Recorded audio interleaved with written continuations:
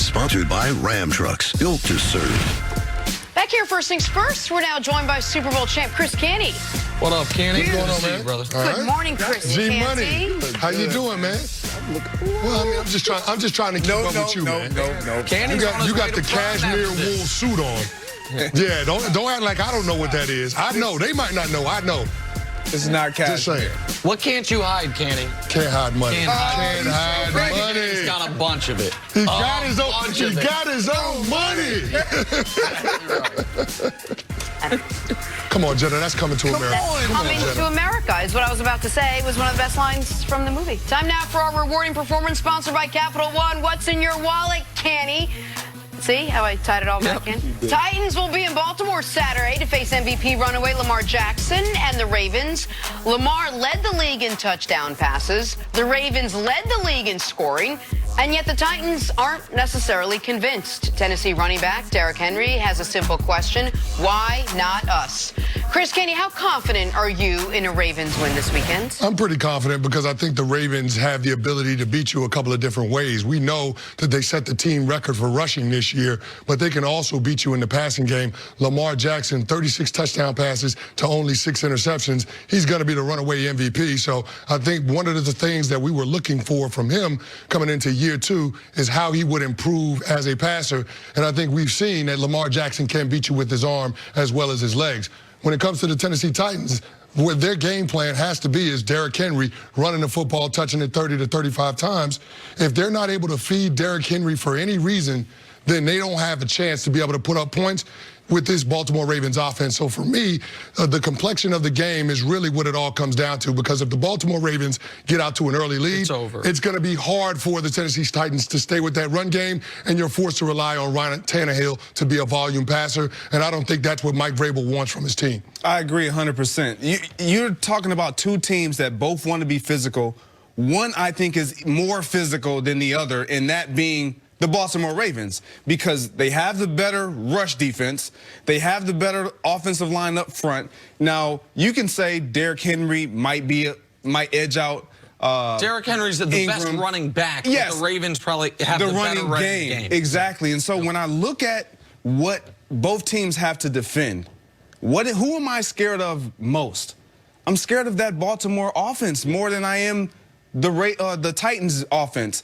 Looking at the Titans defense, they better be alignment, assignment, and technique sound. Because if you don't contain not only Mark Ingram, but the guy who you talked about being the runaway MVP in Lamar Jackson, you have absolutely no chance of beating this team. And then on top of that, we talked about all offseason. I'll just talk about myself. One of the things I wanted to see him do, throw the ball better.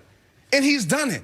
He's throwing it with confidence. He understands when to throw it. And he has a tight end in Mark Andrews that will get open. He's got 3 tight ends. Yes. And he understands when to throw it, how to throw it. And that all is a testament to their offensive coordinator, Greg Roman, putting them in the best position. But he threw it against lesser competition. Well, and now you're playing a team like the Titans. Can you still be as successful? The Titans, to me, their real strength is their actual offense, because Tannehill was so good once he came in, and Derrick Henry's been sensational. I don't think the Titans have a great defense. But you're alluding to something I said yesterday, Jenna, which was the way for the Titans to win the game. And I want to address that here, actually, because, man, my experience yesterday was wild.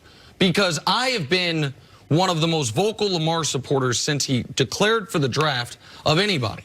I sat right across from Jenna and said, I don't understand why he's not discussed his top 15 pick. I think this guy, I thought it would take longer than it took, but this guy can be a franchise quarterback in this league, and I agree with the whole world. He's clearly the unanimous MVP. What I said yesterday was, and I will say again, as upset as the Lamar hive was at me or remains at me, if you say we are going to try to take a little of everything away from Baltimore, you will take nothing away from them and be trounced. If you say we're going to try to take away the downfield passing and the intermediate passing and still give ourselves a fighting shot against the running game, that is how you get beat 45-6. That is how you get embarrassed. The only hope Tennessee has is to dare Lamar to beat them deep down the field and outside the hashes. I am not saying he can't do it. I'm saying you have no shot if you have any other approach. Now, Lamar, as sensational as he's been, I will say it again, the one spot he has been weakest is passing to receivers. Look at their receiver numbers. Now, you could argue it's because he hasn't had to. You can argue it's because they've been so good running the ball, the tight ends have been so good, all of it. Fine. But if Lamar is effective deep down the field passing the football in these playoffs, the Ravens not only will win the Super Bowl, they will coast to the Super Bowl. The defense, since the addition of Marcus Peters and since Earl Thomas has, I think, fully gotten the system, Wink Martindale's done some of his magic, the defense all of a sudden is top 10 defense. The running game is one of the best in the history of football, and Lamar's as dynamic of a weapon as we've seen in recent times. If he also is a consistent deep passer, you can't beat them. Then they have no weaknesses. By the way, they got the greatest kicker I've ever seen. Yes. So the point that I was making yesterday, I will make again, is when you see that he had combined, I think, 250 passing yards against Buffalo and the Niners, which is what you're alluding to, and those were close-ish games. The Niners game really close, Buffalo kind of close. You say, okay, that is how you maybe slow down the #1 offense in football, is dedicate all your personnel to the run, and if he's having a good passing game, you're going to lose. But it's the only hope you have. The other hope I think Tennessee has, which is minor, and they can't really affect it, how much rust will Baltimore have early in this football game? Can Tennessee jump out to a lead because Baltimore had the bye and rested guys in Week 17? So the hottest team in football hasn't played their most important players in 3 weeks. Tennessee's only hope is that they're a little rusty. They get out to an early lead. Maybe Lamar goes 3 and out on the first possession. All of a sudden it's 10-0, and now you're playing a Titans brand of football. That is the path to victory. It's a small one, but that's the one that exists for Tennessee. Yeah, there is a small path to victory for them, and let's not say that the Baltimore Ravens defense is unbeatable, because in the run game, the Baltimore Ravens, even though they're a top 10 group, when you look at yards per carry, they're 21st. So, I mean, you can see that the Baltimore Ravens run defense is in the top 10 because their offense is scoring so many points, and the opposing team has to get away from the run game. They got to throw the football. So if the Tennessee Titans somehow, some way can get an early lead in this game and stay with the run game, then I think they got a shot. Again, if you get Derrick Henry north of 30 carries and you're able to stay with it, and you're getting the production, then I think you have a chance to make this a fourth quarter game, and then we'll see what can happen. But the Baltimore Ravens are a team that can blow the doors off you. I mean, they've got 2 all-pros in that secondary, so it's going to be hard for Ryan Tannehill and A.J. Brown to get anything going in the passing game. I think it has to be with their defense selling out to hit Lamar Jackson, not necessarily trying to stop the run, but hit Lamar Jackson and talk the Ravens out of a quarterback-led run game, and then on the offensive side of the ball, being able to feed Derrick Henry, because they're 7-0 when Derrick Henry rushes for over 100 yards. We saw that last weekend. So I think if the Tennessee Titans can do both of those things, on offense, run the ball with Derrick Henry, defensively hit Lamar Jackson early and often, I think they got a shot. That is the only shot that they have. And I'll say this, and I'll let you go, Jenna. They gave up 3 100-yard rushers this year.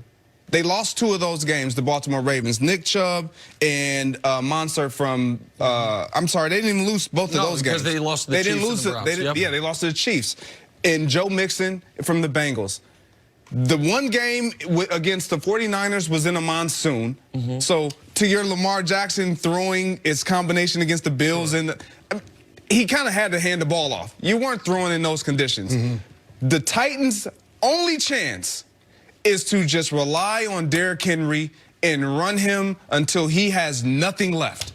That is their only chance, because Ryan Tannehill, as you mentioned, those guys on the perimeter guarding your guys are better. It's the Ricky Williams Miami Dolphins playoff game plan from 15 years ago. 42 carries, and just see if he can just heat up the clock and win the football game. It's a very, very